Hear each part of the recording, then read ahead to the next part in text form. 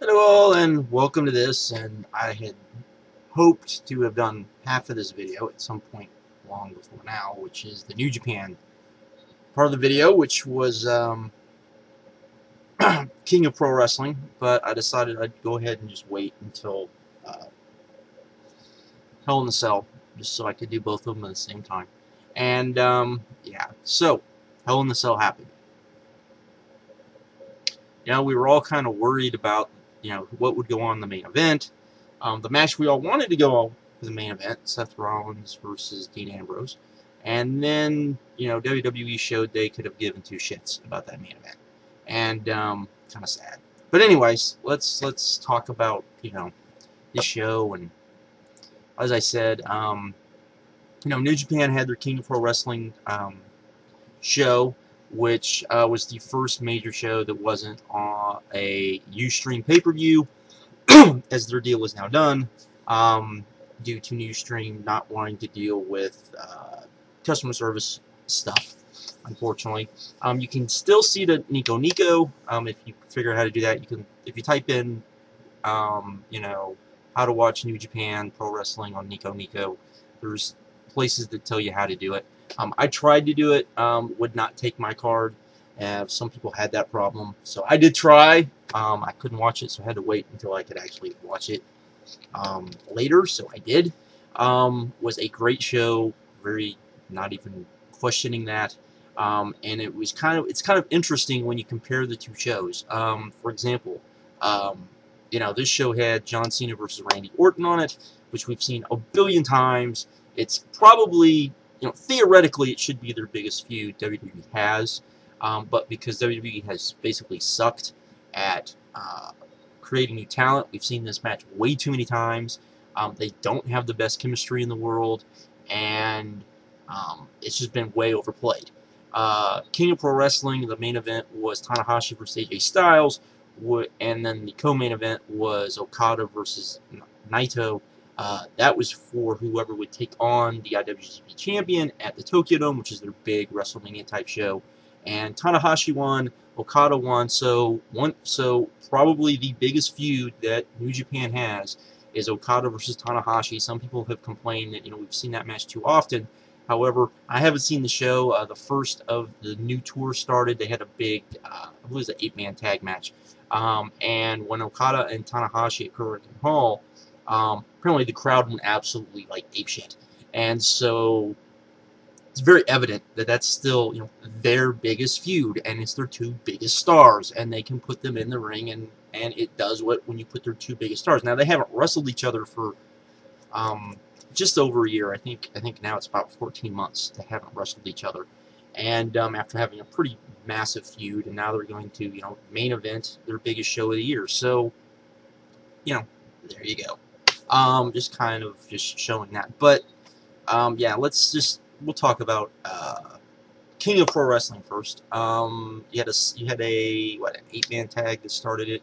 Makabe, Nagata, Honma, and Ibushi taking on Ken Anderson, Gallows, Bad Luck Fale, and Tonga.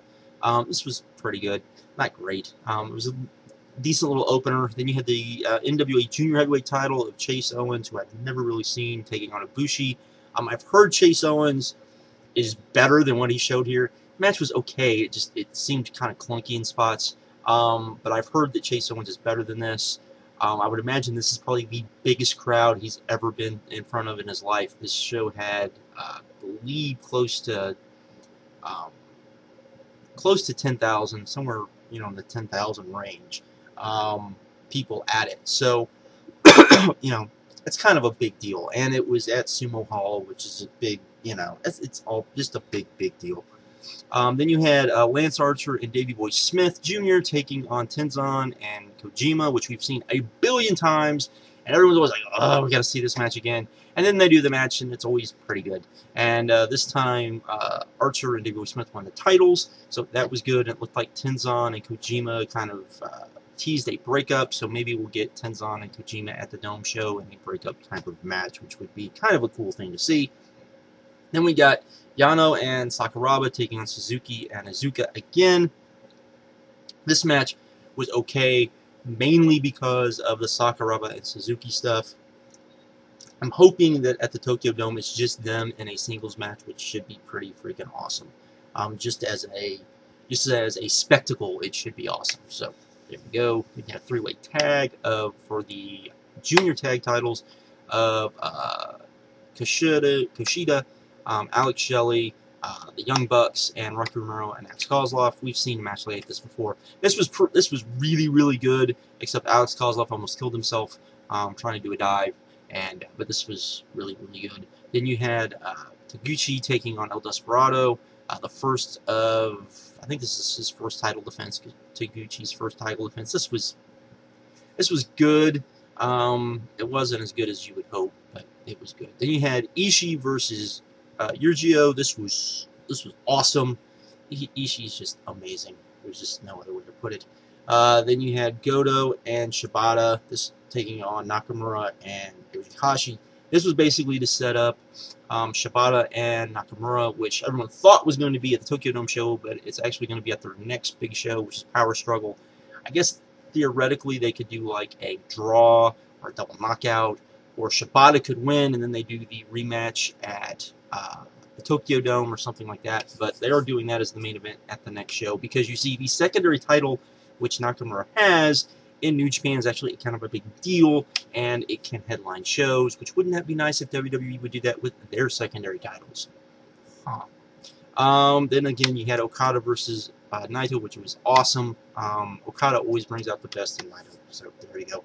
Then you had Tanahashi versus AJ Styles. This match was interesting because you had Jeff Jarrett there. You had the Bullet Club stuff. Everyone figured what would happen would be Jeff Jarrett was going to interfere, hit Tanahashi with the guitar, cause Tanahashi to lose, and then you were going to get Tanahashi and Jeff Jarrett at the Tokyo Dome. That's what people were scared was going to happen. What we got, though, was it looked like we were going to get a run-in, and then instead, Yoshi-Tatsu came out of nowhere, saved Tanahashi. Basically, you know, everybody went to the back because of him. His new gimmick is going to be the Bullet Club Killer, and his first big match is going to be against AJ Styles, which should be, I would think, would be a really, really good match. I would imagine he has something to prove after leaving WWE. I believe the storyline is going to be that he feels like he has something to prove. He's been gone so long, and now he's coming back. But Tanahashi and AJ Styles had an awesome match, which you would expect. And so, yes, the show was awesome because New Japan puts on awesome shows. And yes, it's that good. I know people don't want to hear that, but it is. The Tokyo Dome will be apparently put on in the United States. I'm still not sure exactly how that's going to work. It's going to have English commentary. Not sure who's going to be doing the commentary. All of that stuff. But yeah, so there you go. So this was an awesome show. This was a show I watched and I was just like, yay! And then I watched Hell in a Cell. And Hell in a Cell, I know a lot of people really liked it. I thought it was okay. You start off with Dolph Ziggler versus Cesaro in a 2 out of 3 falls match. It's hard for me to get hyped up for a WWE 2 out of 3 falls match because they never give them enough time. To me, and this is one of those weird things I am. When people do like 30-minute Iron Man matches, to me it's like just do a 2 out of 3 falls match, because a 2 out of 3 falls match should go at least 20 minutes. You know, and really needs to go 30 to 40 minutes. That's really how long those matches should go. They weren't going to give these two this much time. The match was good. People were into the near falls. Dolph Ziggler won 2 straight falls. And all of that. And it wasn't bad, but the match could have been great if they just would have given them, and they had time. They did. They could have gotten time for them to do this. So there we go. Then you had Nikki and Brie Bella, where you had one of whoever won was is the other one's slave basically, and yeah, the match was better than what it should have been. People still aren't into the storyline, so there you go. Then we had Goldust and Stardust versus the Usos. This was a good match. All of their matches are good, but we see them so often because this is a match where they show it over and over and over and over and over again instead of they need to like mix it up somehow. But anyways, then we had John Cena and Randy Orton. At this point in the show, this was I didn't enjoy this as much as some people did. Some people I know thought this match was great. Some people thought it was really good. I thought it was good. I don't know. There was something about the match. Maybe it's just because I've seen too many John Cena and Randy Orton matches. I don't know. And John Cena went over, which I was kind of like, you know, really? Just that whole thing. Then we had Sheamus versus The Miz, which was good. It was good for what it was. You know, it's definitely pretty evident that Sandow is mad over, and he's really, you know, with The Miz. You know, that act is really good. And, you know, Sheamus is much better as a heel, even though I'm sure he likes being a face. And he does play a face really well. It's just, I think the type of face he plays just doesn't come off and isn't the type of face that WWE needs. But they have so many heels as it is, it makes it kind of hard. Then you had Rusev versus The Big Show. A lot of people figured the point of this match was, you know, Rusev going over, Mark Henry returning on Big Show. We didn't really see that. I'm sure that was because of the main event. Then we had AJ Lee versus Paige. This was what it was. I mean, you know, they've really never really given, you know, these two. They let them go out there. They let them wrestle. They never let them go out there and really just show what they can do. They give them in dead spots and all of this stuff, and they could really handle it a lot better. But you know. And then you had Seth Rollins versus Dean Ambrose. I did not like this match. I didn't like the match from the start because basically what you got was, you know, where it felt like, hey, let's put a Hell in the Cell on Raw. You had pretty much run-ins from the start.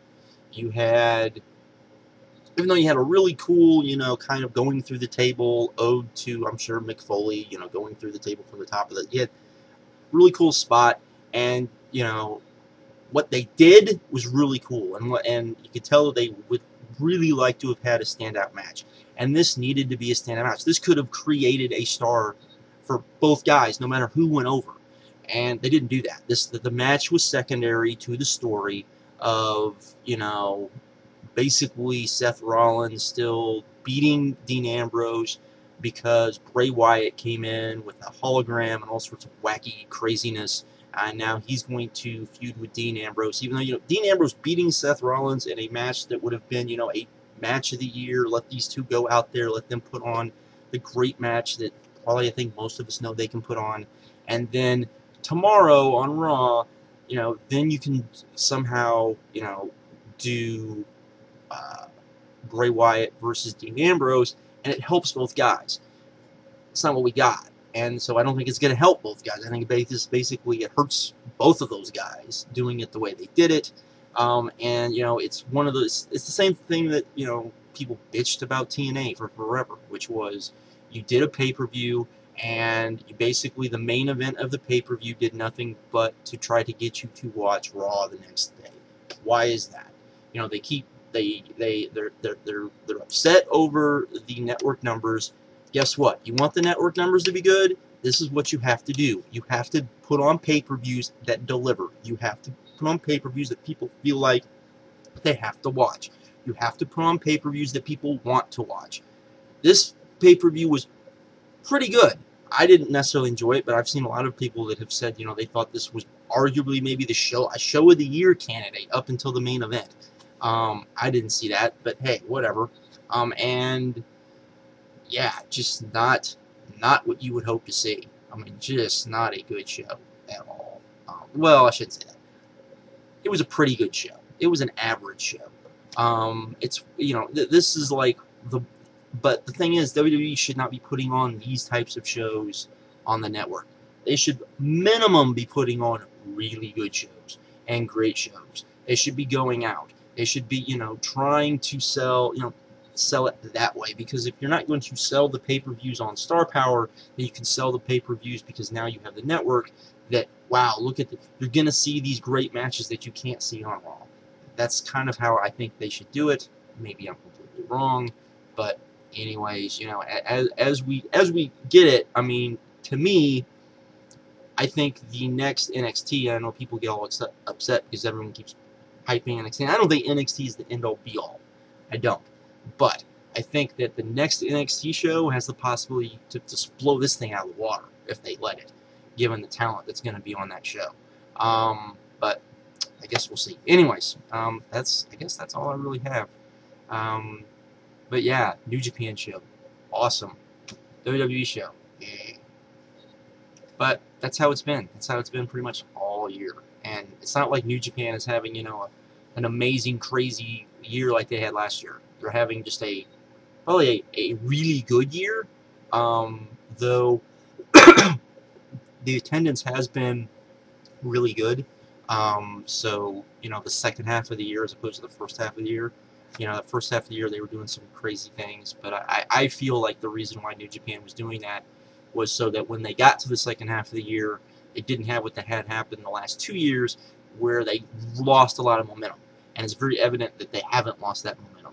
And as we get ready for the next big show that happens between, you know, King of Pro Wrestling and the Tokyo Dome show, which is Destruction,